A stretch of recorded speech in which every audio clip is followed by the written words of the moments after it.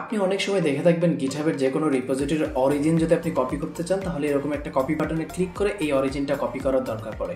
তো এরকম কিছু যদি আপনি নিজে করতে চান তাহলে এই শর্টসটা আপনার জন্য। তো এইটা করার জন্য আপনি আপনার HTML এর ভেতরে এসে জাস্ট একটা ইনপুট ফিল্ড নিয়ে নেবেন এবং ইনপুট ফিল্ডের ভেতরে আপনি আমি আপাতত এটা ভ্যালু দিয়ে রাখছি ডিফল্ট ভাবে।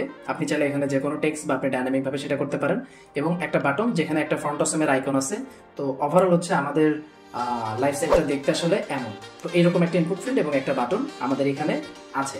এই জিনিসটা যদি আমরা কপি বাটনটা ইমপ্লিমেন্ট করতে চাই তাহলে সিম্পলি এখানে কি করতে হবে, যেহেতু আমরা কপি বাটনে ক্লিক করলে কিছু একটা হবে, এই জন্য আমাদের এখানে ফার্স্টেই একটা অন ক্লিক দিয়ে দিতে হবে বাটনে। তো আমরা একটা অন ক্লিক দিয়ে দিলাম, যেটা ফাংশনের নাম হবে হ্যান্ডেল কপি। ঠিক আছে, HTML আমরা এটা লিখে দিলাম।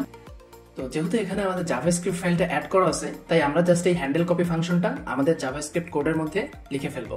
তো এইটা লেখার পরে আমাদের এখন কি করতে হবে, আমাদের ইনপুট ফিল্ডটাকে প্রথমে ধরতে হবে। এই ইনপুট ফিল্ডের এই আইডি ইনপুট ভ্যালু এটাকে ধরতে হবে।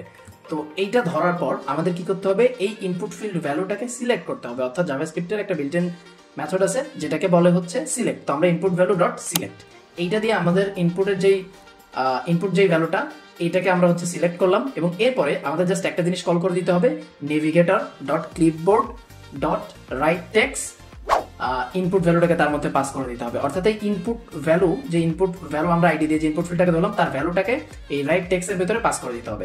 এই ডট ক্যাচের মধ্যে কোনো একটা ইরোকে কনসোলে দেখাইতে পারেন। তো এখন যদি আপনি হচ্ছে আমাদের ওয়েবসাইটে আসেন এবং এই জিনিসটাকে যদি আপনি কপিতে ক্লিক করেন তাহলে দেখবেন যে টেক্সট কপি টু ক্লিপবোর্ড